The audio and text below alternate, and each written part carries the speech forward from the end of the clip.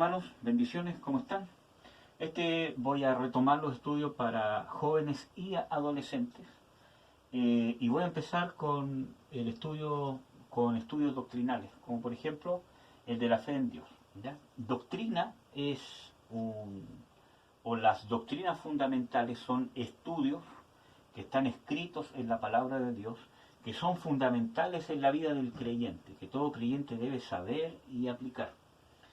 Esto es a modo de resumen, está adaptado en cierta manera a ustedes que son adolescentes, con el fin de que ustedes se entusiasmen y nazcan ustedes un amor por conocer las verdades bíblicas que Dios nos tiene preparadas para nosotros y poder experimentarlas y vivirlas. ¿Ya?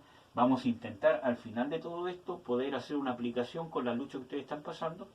Y quise empezar con el tema de la fe en Dios por todo lo que se está viviendo tanto en Chile como en el mundo, especialmente con el tema del coronavirus y todo lo demás. Entonces, empezar con este tema esencial que es el tema de la fe. ¿Ya? El texto principal, aunque hay muchos textos que vamos a ver, es Hebreos 11:6. Como yo siempre les aconsejo, es que ustedes no solamente lean el texto bíblico mientras están viendo el audio, sino que en su cuaderno cada texto bíblico que ustedes vean acá, lo puedan escribir, o sea, escriban qué es lo que dice en Hebreos 11:6. Y dice de que es imposible agradar a Dios sin fe, porque es necesario que todo aquel que se acerca a Dios crea que le hay y que Él es galardonador de los que lo buscan. O sea, sin fe es imposible agradar a Dios. Por eso que es una doctrina fundamental. Porque sin la fe nosotros no podemos agradar a Dios. Y yo les voy a decir también por qué es una doctrina fundamental. Si nosotros buscamos en Hebreos, en el libro de Hebreos capítulo 6, está hablando de las doctrinas fundamentales, de los rudimentos, de las bases que tiene que tener todo cristiano. Y una de esas bases dice, la doctrina de Cristo, estoy en el 6.1, la doctrina de Cristo, vamos adelante a la perfección, no echando otra vez los fundamentos del arrepentimiento de obras muertas y de la fe en Dios. Por lo tanto, la fe en Dios es un fundamento,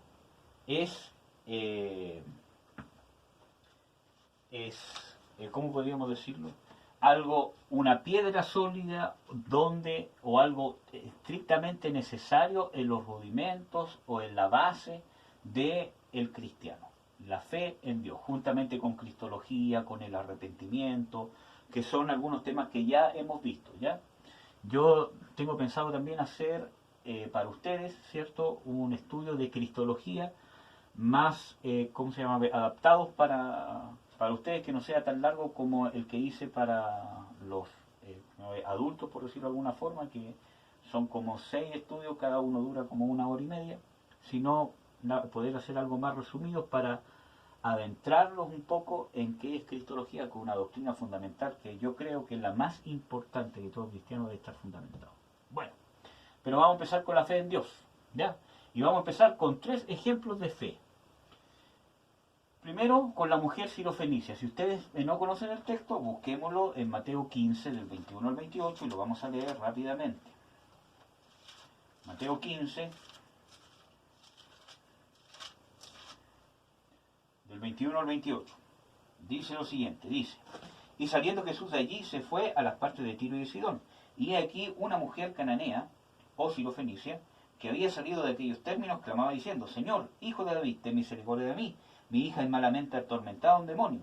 Mas él no le respondió palabra. Entonces, llegándose sus discípulos, le rogaron diciendo, despídela, pues da voces tras nosotros. Y él respondiendo dijo, no soy enviado sino a las ovejas perdidas de la casa de Israel.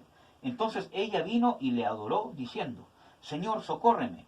Y respondiendo él dijo, no es bien tomar el pan de los hijos y echarlo a los perrillos. Es decir, que el Señor Jesucristo estaba tratando a esta mujer sirofenicia o cananea, ¿cierto? La estaba tratando de que ella, ¿cómo se llama?, valía menos que un perrillo.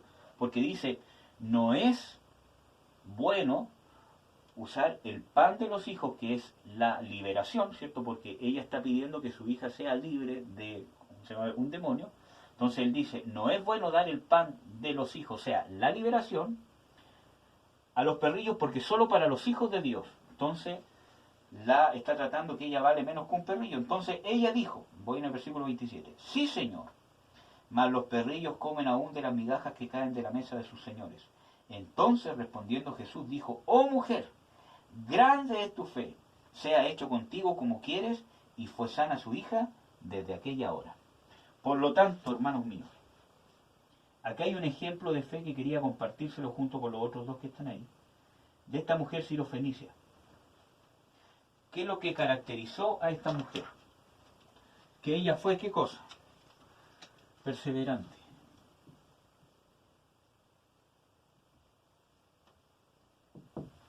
Porque ella persistió, pese a que el Señor Jesucristo primero la ignoró, ¿cierto? Y no una, sino muchas veces, tanto que sus discípulos tuvieron que decirle al Señor Jesucristo, oye, por favor, y más encima ella fue ofendida. Pero el Señor Jesucristo, ¿cómo se llama? Tenía un propósito. ¿Por qué? Porque quería en ella probar y crear la fe, que era el único medio que ella podía recibir lo que ella estaba pidiendo. Entonces ella dijo, sí Señor. Por lo tanto, el primer paso que ella tuvo fue reconocer a Jesucristo como el Señor. Y eso no es solamente una palabrería, sino reconocer al Señor Jesucristo como Señor es reconocer que Él es el dueño, el amo, el rey, que Él ejerce señorío o dominio. Y eso significa que Él es Dios, que no hay ninguna autoridad superior a Él y que al momento que yo lo reconozco como Señor, es decir, que yo me estoy sometiendo a su señorío, a que Él es Dios, al que Él tiene todo derecho, de que Él todo lo que dice, yo lo voy a hacer y lo debo hacer. Por eso que el Señor Jesucristo dice en algunos textos bíblicos que yo creo que ustedes ya deben conocer, dice, ¿por qué me llamáis Señor, Señor, si no hacéis lo que yo os digo? O sea, ahí están las personas que dicen que Jesucristo es su Señor, pero no hacen lo que Él dice. Por lo tanto, cuando yo digo que Jesucristo es Señor, eso debe tener un fruto, que es hacer lo que Él dice.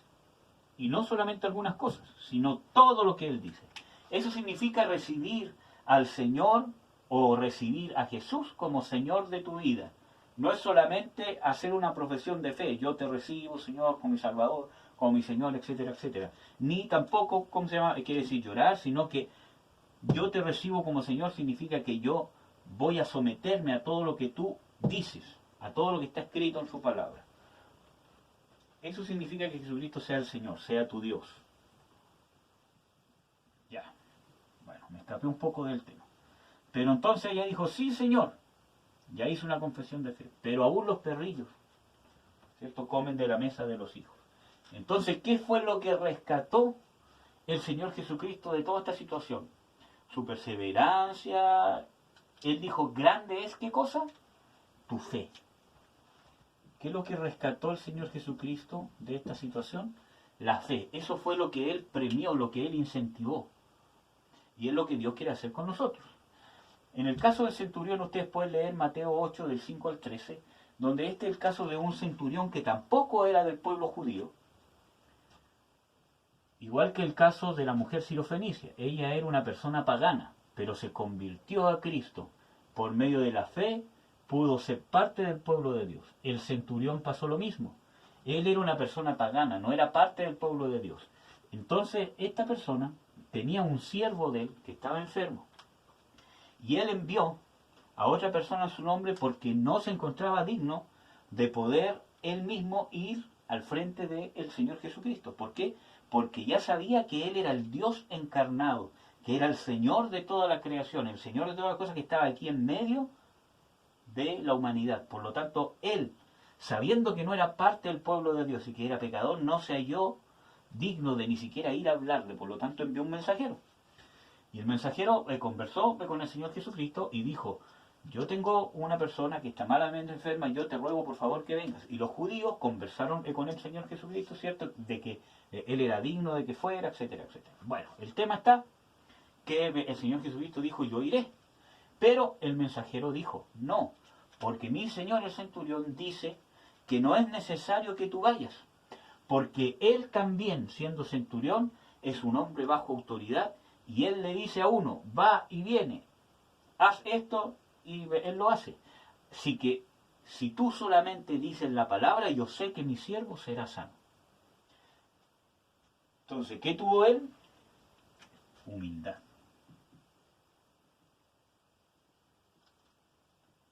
Pero ¿qué fue lo que premió el Señor Jesucristo? Dice, ustedes lean el texto, dice que el Señor Jesucristo se maravilló y dijo, aún en Israel he hallado tanta fe. O sea que ni siquiera en el pueblo de Dios había hallado tanta fe como la que encontró en aquel momento en el centurión. Y vamos a analizar un poquito eso, aunque voy a escaparme un poquito del tema. ¿Qué es lo que dijo el centurión? El centurión dijo, él es el centurión, ¿ya? Le vamos a hacer un casco. Que él es hombre bajo autoridad. O sea que él tiene que obedecer las órdenes de un superior. Porque un centurión era una persona encargada de un ejército de 100 o más personas.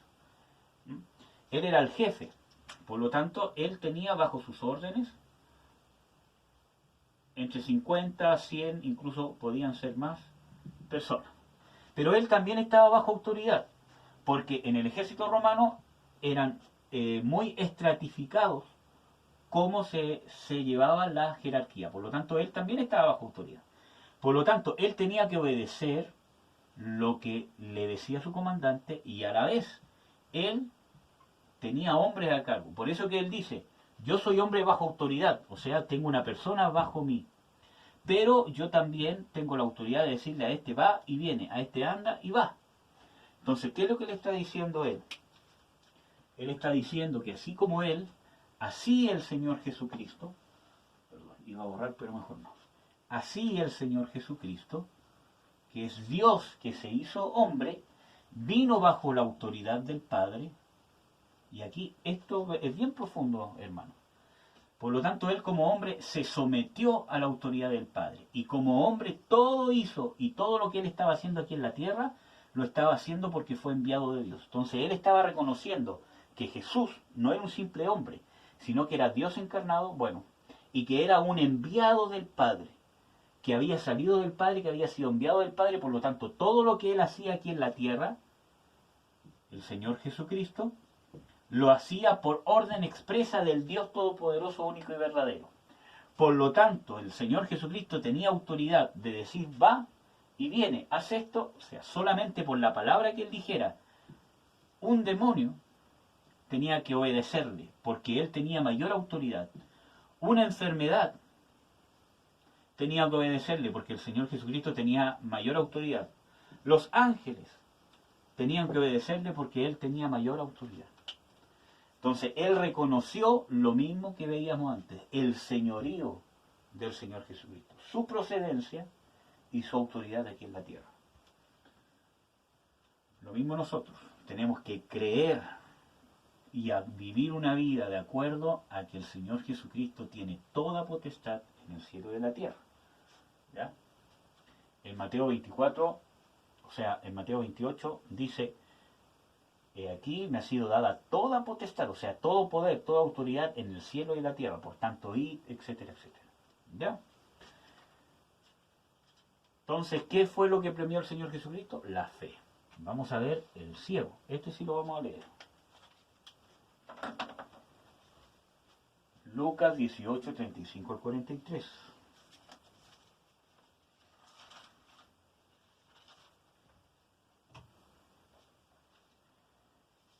Lucas 18, 35 al 43.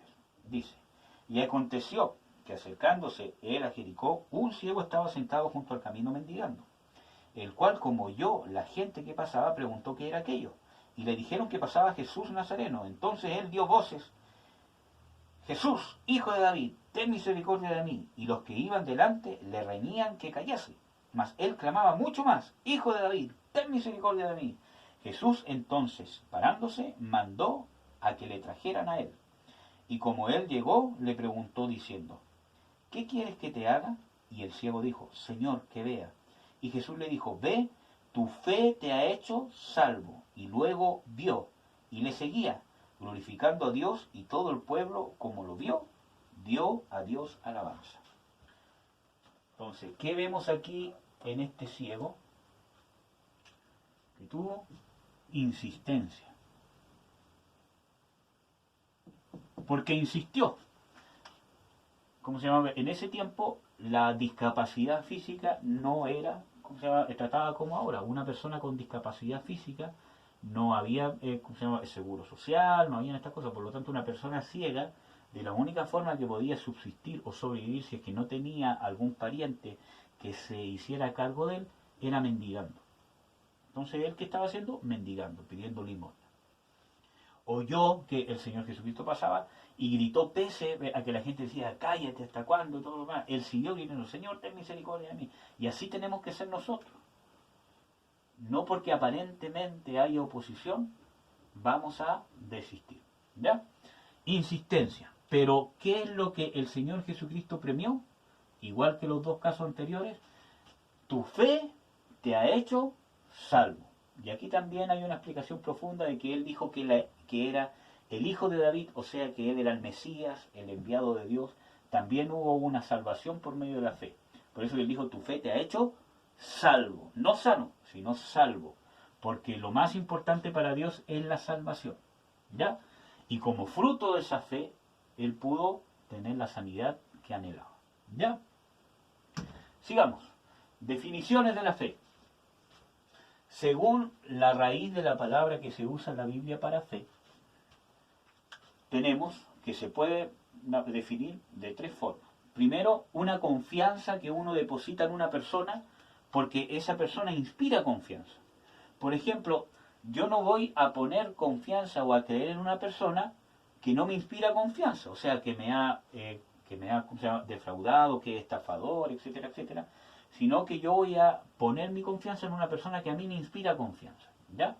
En este caso, en relación a Dios. La fe es, ¿cierto?, que yo pongo mi confianza en Dios porque a mí me inspira confianza, ¿ya? Y Dios es la única persona que realmente es de confiar.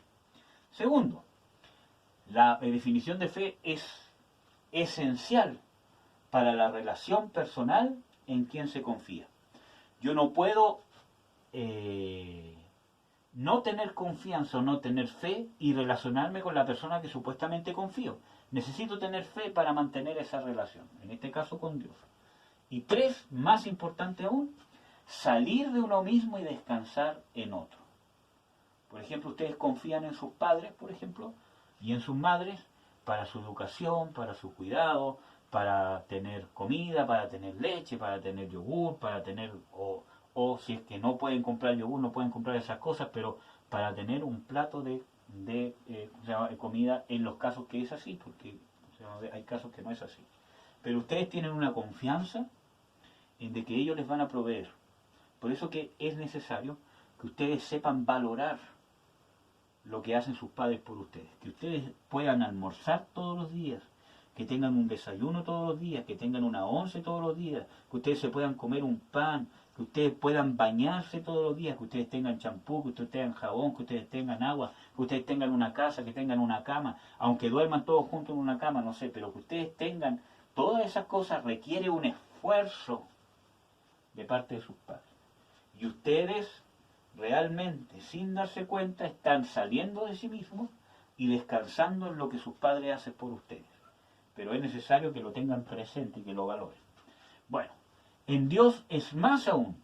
Para la fe es salir de uno mismo, o sea, salir de confiar en mí mismo, en mis capacidades, y descansar en Dios. Descansar en quien yo confío, en a quien le creo. Hay muchas más definiciones de fe bíblicas. Aquí hay definiciones bíblicas de qué es la fe. Yo puse solamente algunas, ¿ya? En Hebreos 11.1 dice que es la certeza de lo que se espera, la convicción de lo que no se ve. Por lo tanto, ¿qué es la fe? Está hablando de algo que se espera y de algo que no se ve. En la palabra de Dios dice de que nosotros andamos por fe y no por vista. También Pablo dice de que las cosas que se ven son terrenales, pero las que no se ven son eternas. Por lo tanto, La fe es la sustancia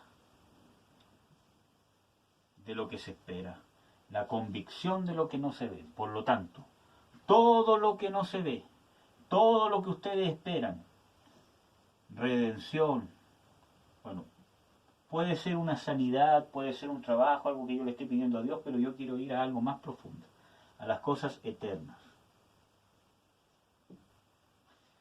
Todo lo que espero, la redención de nuestro cuerpo, la venida del Señor Jesucristo, que podamos realmente, que el proceso de salvación se pueda culminar en nosotros y poder finalmente estar con nuestro Dios, con nuestro Redentor y reinar con Él eternamente.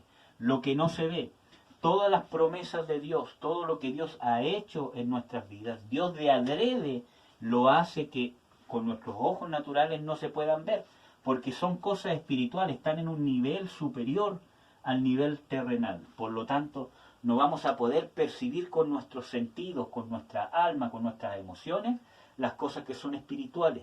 Por eso que la conexión entre lo natural y lo espiritual es la fe, porque por medio de la fe yo traigo el mundo espiritual al mundo natural. Y por medio de la fe, el mundo natural afecta al mundo espiritual. Eso es más profundo, pero ya vamos a tener tiempo para conversar, ¿no? Por lo tanto, las cosas eternas, las cosas que no se ven, que tú eres salvo, que tus pecados son perdonados, que aunque caíste en cualquier pecado, aunque caíste, aunque estás sucio o aunque te sientes contaminado, Dios viene a perdonarte y a redimirte si tú confiesas tus pecados y te vuelves a Él. Eso es algo que tú no ves, pero eso es algo que es una realidad espiritual. Por medio de la fe tú lo traes al mundo natural. Por lo tanto, la fe es la sustancia, la esencia de lo que esperamos y de lo que no se ve, ¿ya? Por ejemplo, Dios nos promete y nosotros debemos creer ante las adversidades, ante el coronavirus, ante la enfermedad, ante la cuarentena, ante todas las cosas que están pasando. Nosotros debemos mantenernos con una convicción o una fe o una certeza en las cosas que esperamos, ¿cierto? Y en las cosas que no vemos, porque nosotros vemos el caos en este mundo, la enfermedad, cómo afecta a la gente, cómo hay gente que muere, etcétera, etcétera. Pero nosotros, ¿qué hacemos? Nosotros nos mantenemos firmes creyendo en las cosas que no vemos, en lo espiritual, que pese a que tu cuerpo natural se enferme por el coronavirus, por una influenza, por un resfriado, pese a que nosotros nos desgastemos por el tiempo, etcétera, etcétera, pese a que pasemos hambre, necesidad, todo lo demás, lo que no se ve que es espiritual, que es nuestro hombre espiritual que está adentro, y la salvación que Dios nos ha dado es eterna. Y todas estas cosas no tienen comparación con lo que Dios ha hecho con nosotros. Y es más, todas estas dificultades como el coronavirus, todo lo demás va a contribuir para que la obra espiritual de Dios dentro de ti se culmine, se lleve a cabo como Dios quiere que se culmine. Salió medio enredado, pero espero que me lo entiendan. Cualquier duda déjenla ahí en los comentarios, ¿ya? Otra definición bíblica de la fe, que es el escudo del creyente. En Efesios 6:16 dice de que nosotros podemos apagar los dardos de fuego del maligno con el escudo de la fe. ¿Y qué es un escudo? Algo que te protege. Lean ese texto bíblico, dice que es un escudo contra los dardos de fuego del maligno. Un dardo es una flecha, pero una flecha encendida con fuego. O sea que no solamente está el peligro de que te caiga la flecha, sino que donde cae empieza a encender un fuego. Y la fe es un escudo, es una protección.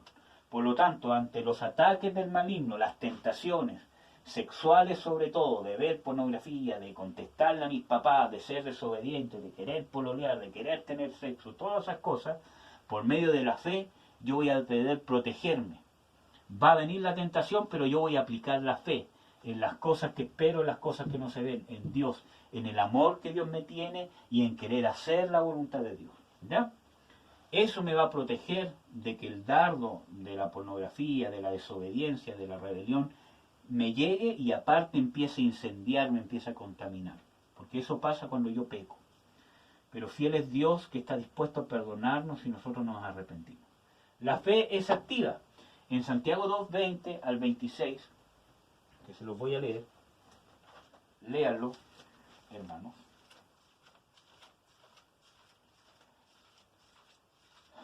Santiago 2:20 al 26. Dice: ¿Mas quieres saber, hombre vano, que la fe sin obras está muerta? ¿No fue justificado por las obras Abraham, nuestro padre, cuando ofreció a su hijo Isaac sobre el altar? Por lo tanto, la fe no es solamente de diente a labio, como les explicaba ahora. No es solamente una convicción, sino que es activa, que debe generar frutos. O para que entiendan mejor, debe generar acciones o actos. ¿Qué quiere decir eso? El centurión que hizo se humilló, fue una actitud de humillación. Envió un mensajero, habló con el Señor Jesucristo, se lo pidió. La mujer, ¿cómo se llama? Sirofenicia, ¿qué hizo? Perseveró, pese a que fue ignorada, a que fue tratada como un perrillo. Ella perseveró, fue una acción. El ciego gritó, perseveró, insistió. Por lo tanto, hay una acción detrás. Así nosotros, nuestra acción principal, la fe. Ustedes no pueden decir yo soy cristiano, tengo fe, si ustedes actúan como las personas del mundo. Hablan como el mundo, ven las mismas cosas del mundo, hacen las mismas cosas del mundo, el tema de los pololeos, el tema de las películas, el tema de los juegos en internet. Ustedes le contestan a sus papás como el mundo. Entonces ustedes no tienen una fe activa, esa no es una fe real, eso es una mentira, es un engaño. Y muchos cristianos están así engañados y mueren engañados. La fe real es una fe activa, donde ustedes, si dicen tener fe, deben actuar como su Señor dice que debe actuar. Eso es la fe.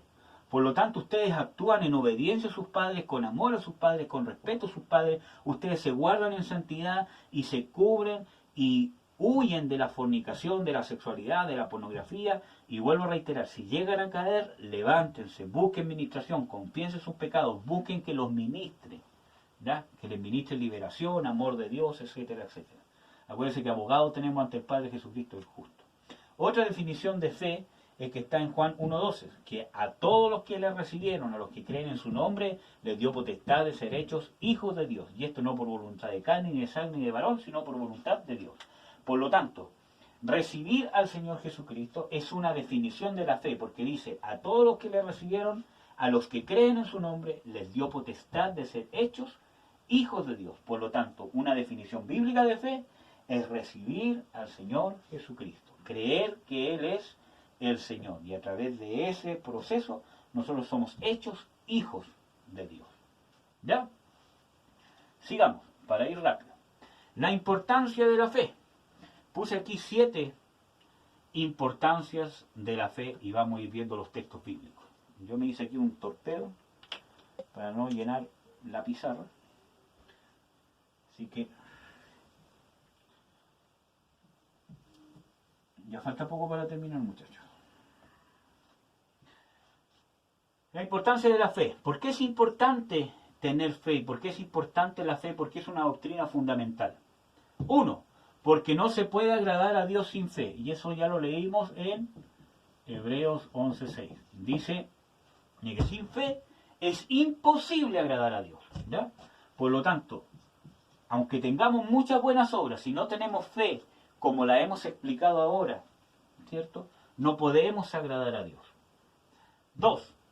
No puede vivir Cristo en nuestros corazones sin fe. En Efesios 3:17 dice, de que habite Cristo por la fe en vuestros corazones. Entonces, ¿cómo habita el Señor Jesucristo en sus corazones? Por medio de la fe, de que ustedes le crean a Dios, crean en su perdón, de que ustedes se sometan al señorío de Jesucristo. Acuérdense que el Señor Jesucristo dice, ¿por qué me decís Señor, Señor, si no hacéis lo que yo os digo? Cuando yo le obedezco a Dios los mandamientos que están en la Biblia, de cómo tratar a sus padres, de cómo tratar a su mamá, cómo tratar a su papá, cómo tratar a sus hermanos, que sean responsables en sus estudios, que obedezcan, que se guarden de la sexualidad, que Dios tiene preparado para ustedes una persona, un idóneo o una, idónea para el matrimonio, y que el sexo es solo para el matrimonio.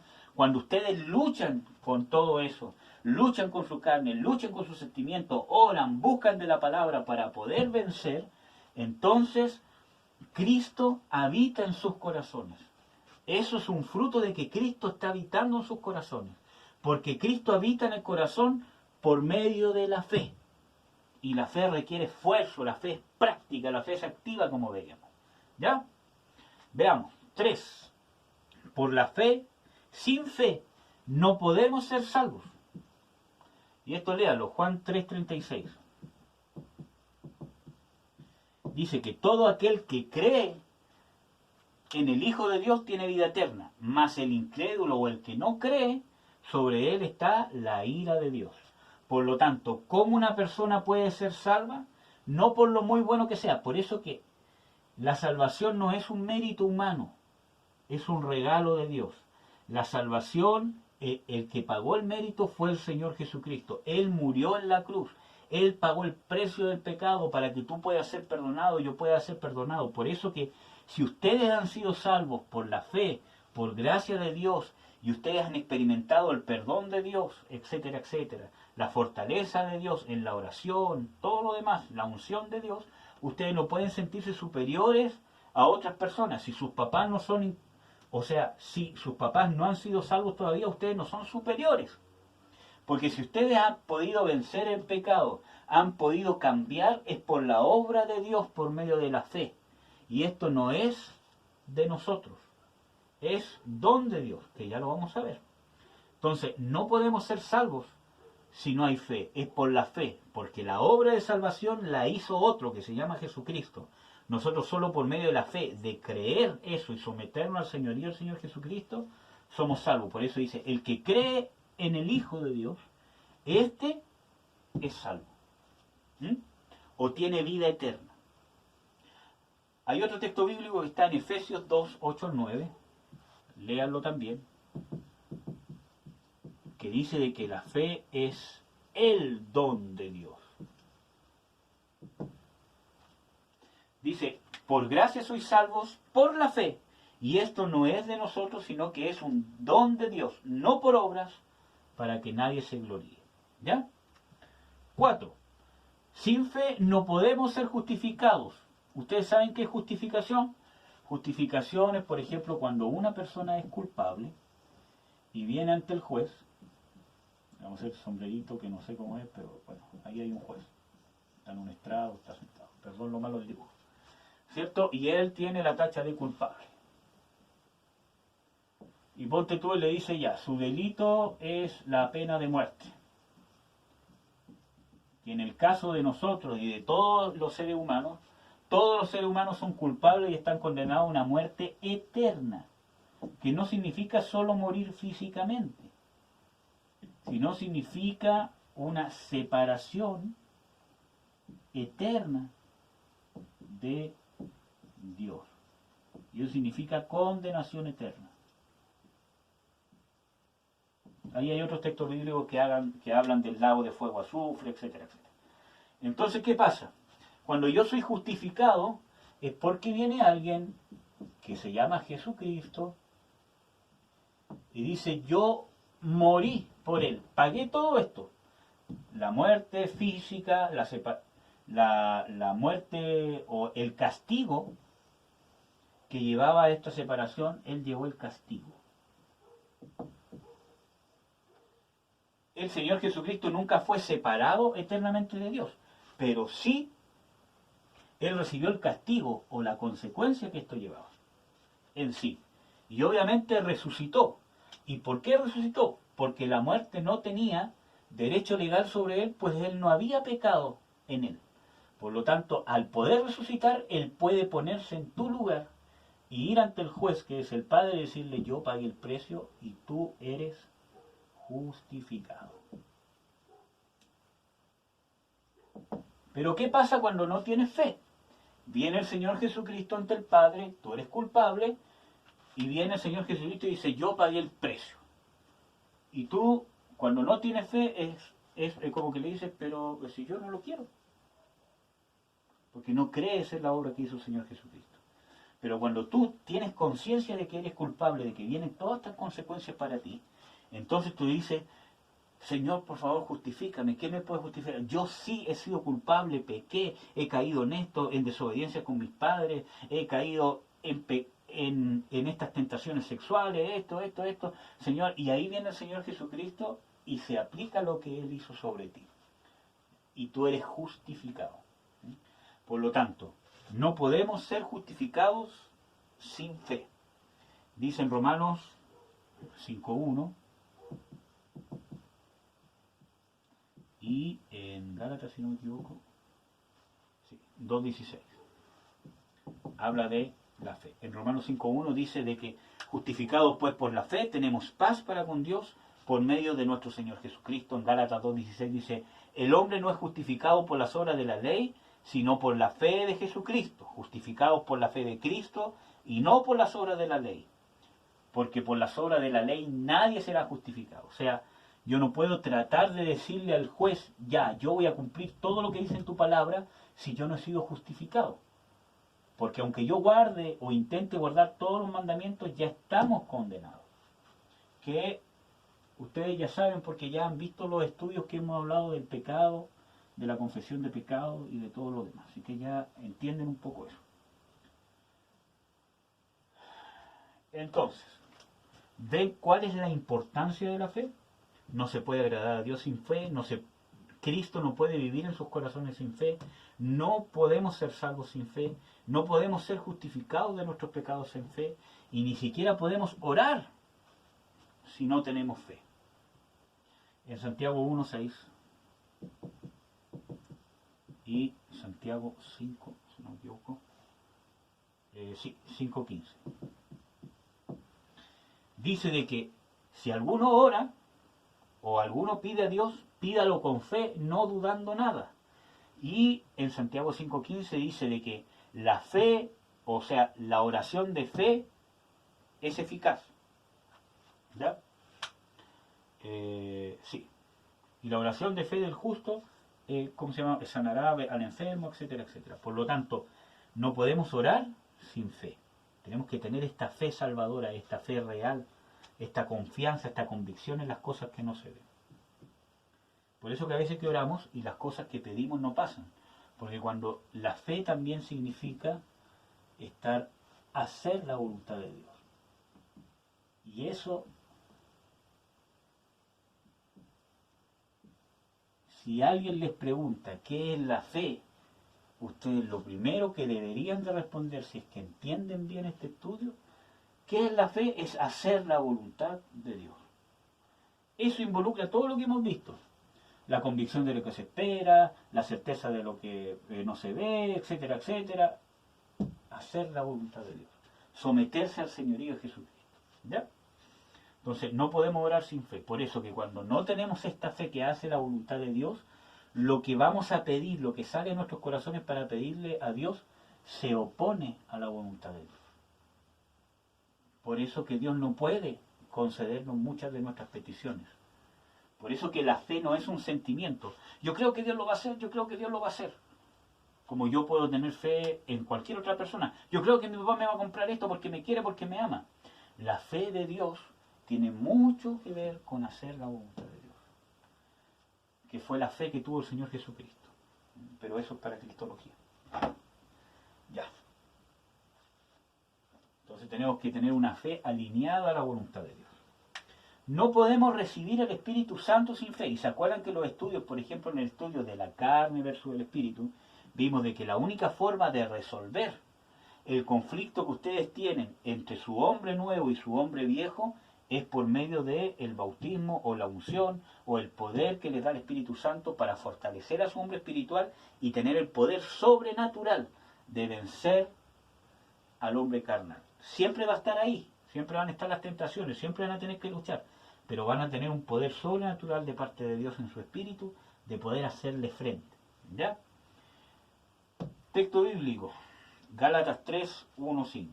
En Gálatas 3:1-5, 3 del 1 al 5, Pablo exhorta o reprende a la iglesia de Gálatas porque habían empezado muy bien con fe y después querían agradar a Dios con obras. Entonces él los increpa diciendo, bueno, ustedes ¿Cómo se le ocurre terminar ahora en la carne, o sea, tratando de agradar a Dios con obras? ¿Cómo ustedes recibieron el Espíritu Santo? ¿Por las obras o por la fe? Entonces, el Espíritu Santo se recibe por la fe, que también tiene que ver con hacer la voluntad de Dios, porque en Hechos, en el libro de Hechos, Pedro dice de que Dios le ha dado el Espíritu Santo a los que le obedecen. ¿Ya? 7.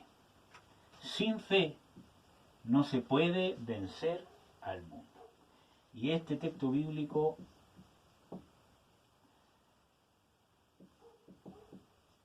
es importantísimo y yo les aconsejo que no solo lo escriban,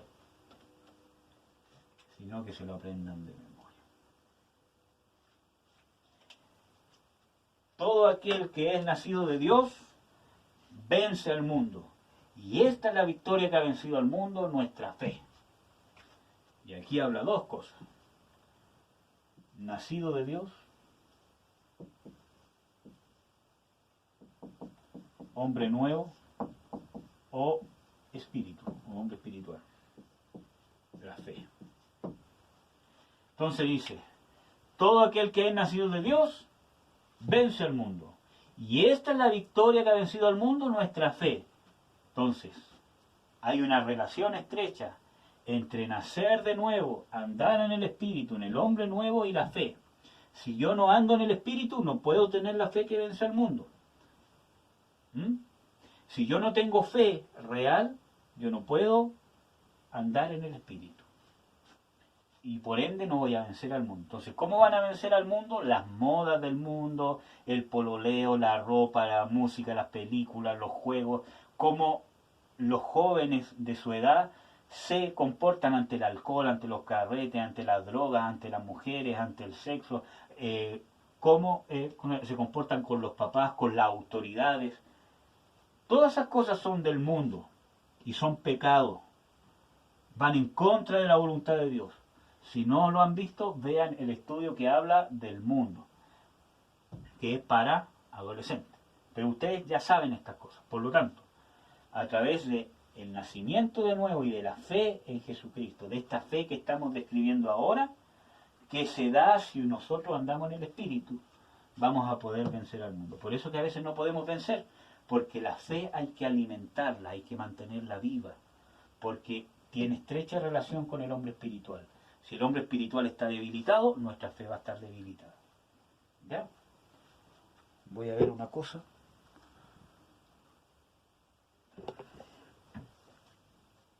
Perdón que haya movido la cámara. Llevamos 42 minutos. Ya. Entonces. Perdón que me haya atravesado, pero estoy haciendo el video solo. Entonces es importante, hermanos. La fe, como lo vamos a ver ahora, tiene mucho que ver con el hombre espiritual. Y volvemos a lo mismo de siempre. Negar, crucificar la carne. Negar la carne es esencial, porque esta fe está y se manifiesta en el hombre nuevo, no en nuestra vieja naturaleza. ¿Ya? Bueno, les voy a hacer una pequeña descripción que no está en este estudio. Una fe real y una fe falsa.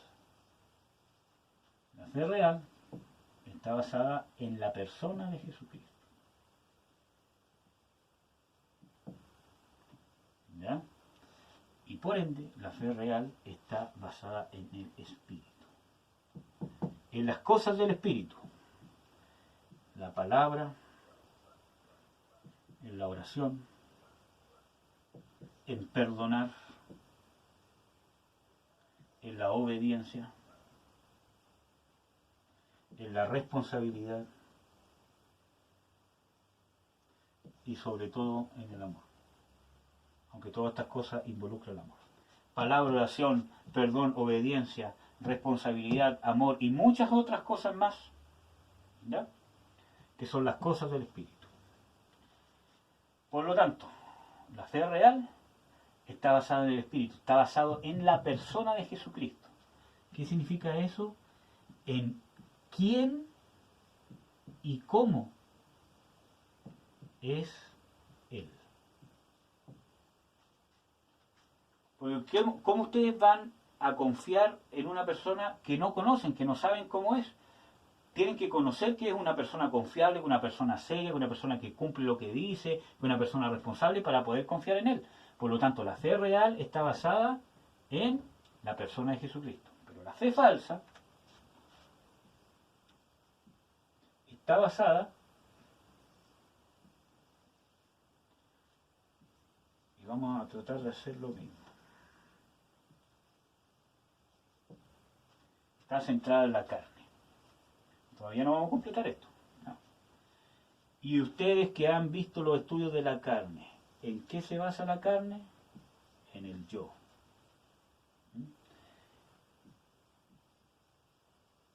Y el yo es nuestra naturaleza caída, la carne es nuestra naturaleza caída.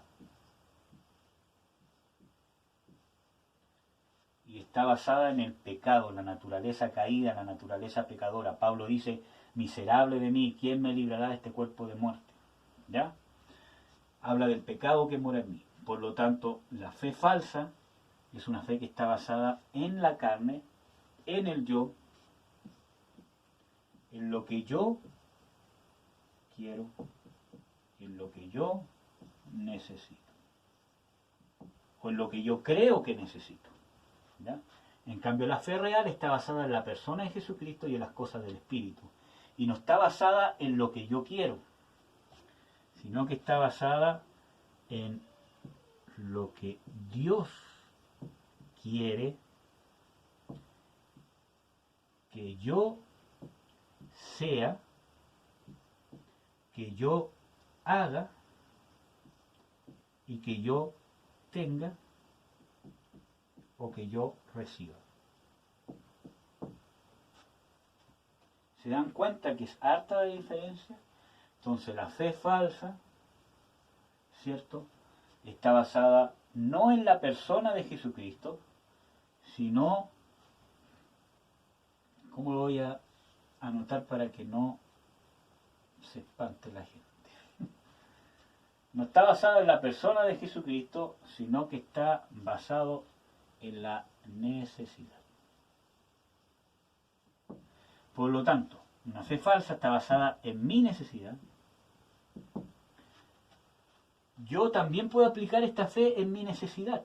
Por ejemplo, si yo estoy enfermo, si yo ¿cómo se llama?, que no tengo trabajo, yo puedo aplicar una fe en que confío que el Señor Jesucristo es mi proveedor, que Él es mi sanador, está bien.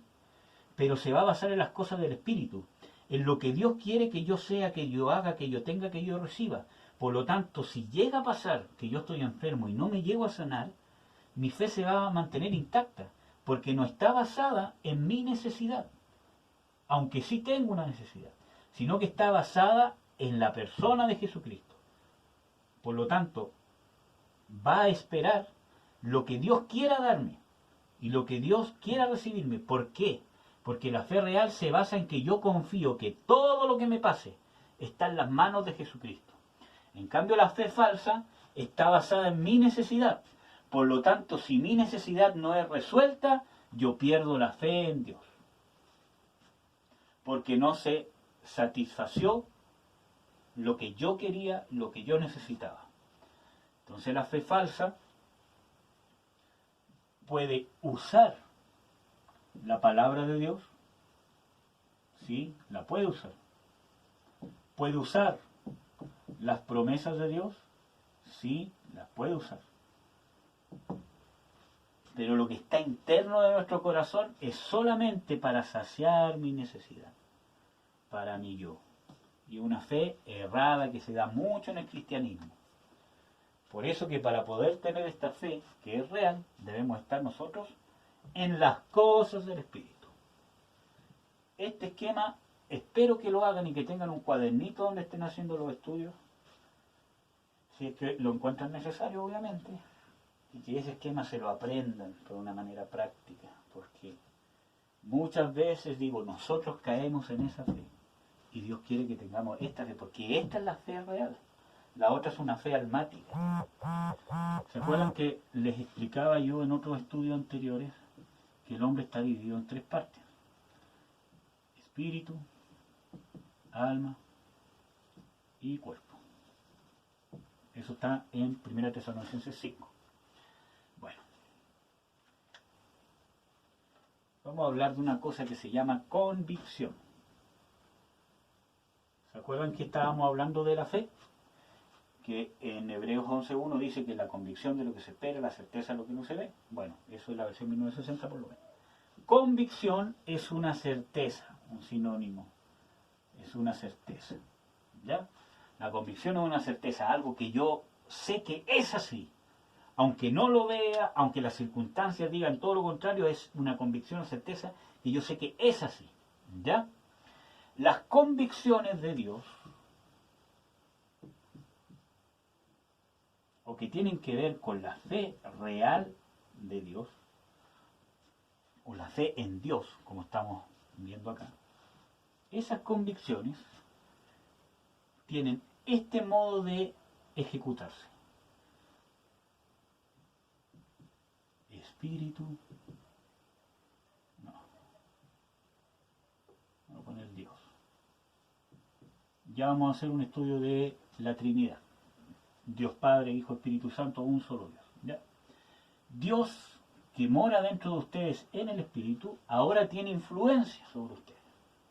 Por lo tanto, lo que pasa en el mundo espiritual, como veíamos que las cosas espirituales no se ven y la forma de trasladarlas a este mundo es a través de la fe, las cosas del Espíritu, tu sanidad, tus convicciones, la fuerza para vencer el pecado, la fortaleza para poder sobrellevar una enfermedad, aunque te enfermes del coronavirus, aunque no tenga alimento, aunque pase esto otro, aunque quedemos sin trabajo, todo lo demás, la fortaleza para poder mantenerse creyendo en Dios en esas circunstancias que me van a tratar de quitar la fe, porque el mundo y Satanás y mi propia carne está tratando de quitarme la fe, que yo deje de creer en Dios, que ponga mi mirada en las cosas terrenales, en las cosas que se ven y no en las cosas que no se ven.